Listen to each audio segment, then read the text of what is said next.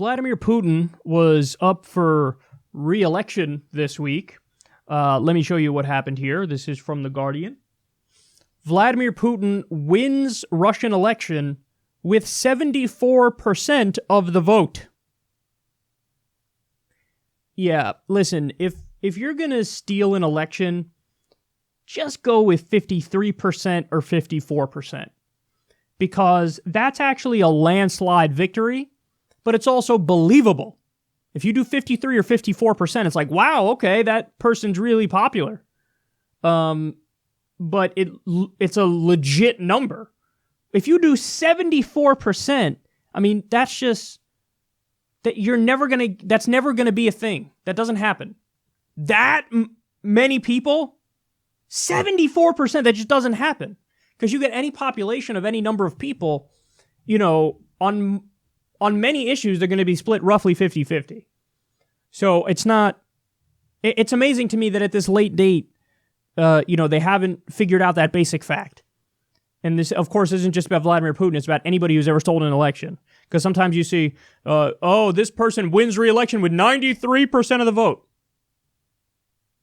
That's not true. That's ridiculous. And you look pathetic. So Edward Snowden, who's currently hiding in Russia because he's being persecuted unjustly by the United States, he says the following: "The ballot stuffing seen today in Moscow and elsewhere in the Russian election is an effort to steal the influence of 140 plus million people.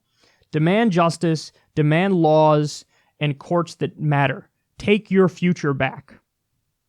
So this is interesting because how many times have we heard from the establishment in Washington that, Edward Snowden, sure, he cares about transparency and he cares about holding powerful people accountable. Why hasn't he called out Russia and Vladimir Putin?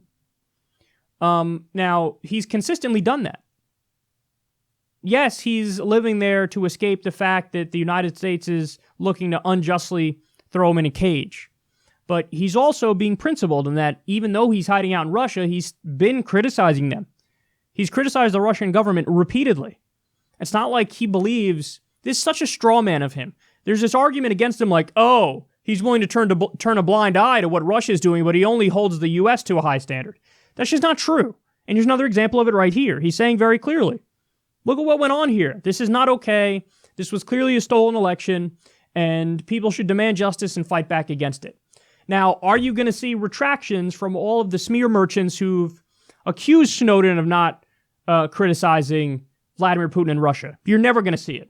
And in fact, it's only a matter of time until they smear him again as if he doesn't ever dissent against Russia, even though he does dissent against Russia all the time. But let's take a look at the video here because this is really interesting.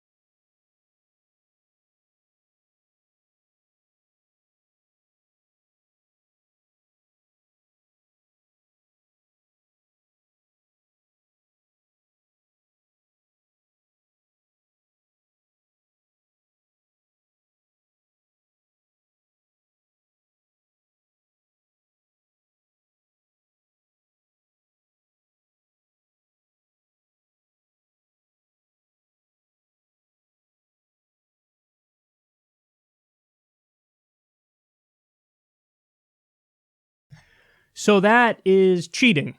That's what that is. And that's no doubt about it. It's evidence right in front of your face. And there was another article I saw from Haaretz where they talk about there were giant abnormalities when there was monitoring of the election going on online. So this isn't a difficult one. This isn't a tough call. He stole the election. He stole the election. Now, unlike many people who will use this issue in a propagandistic way, I'll be the one to tell you right up front here. This does not mean that the U.S. should militarily intervene. This doesn't mean we should start a war with Russia. This doesn't mean we should escalate further with Russia. This election was undoubtedly stolen, and I support the Russian people in trying to get their own government back and, improving their own country.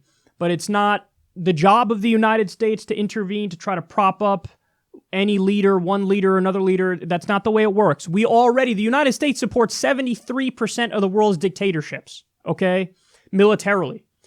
So we have no principled opposition to authoritarian leaders. I know that there's a lot of propaganda out there that tries to convince you that all we do is support human rights and freedom and democracy. That's just totally and utterly not true.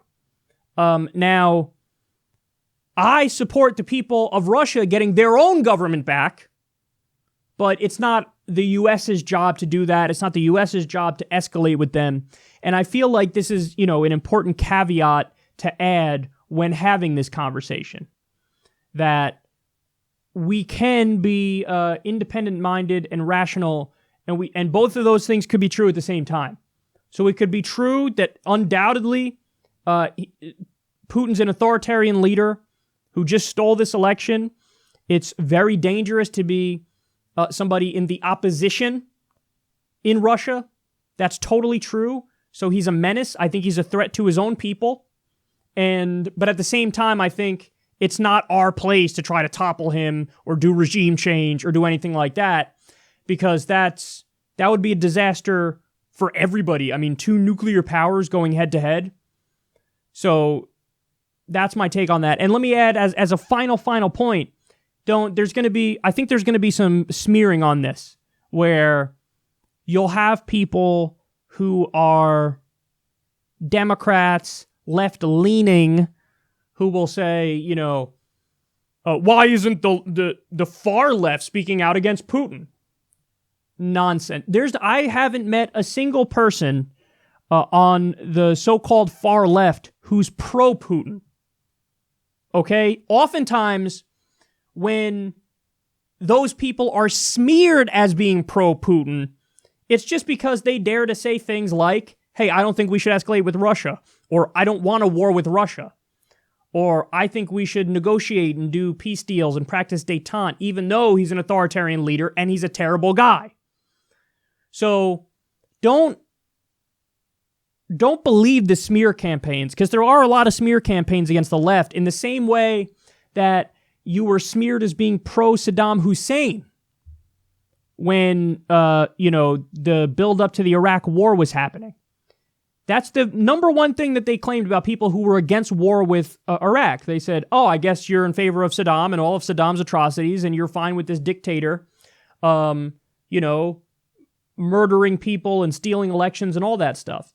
And again, the response was, of course we're not in favor of those things. We are against those things, but we also are of the belief that it's not the place of the United States to go in there and militarily intervene and do regime change and try to be the world police, especially since our track record is we have no principled belief in democracy and freedom and human rights. And there's always ulterior motives when we try to do stuff like that.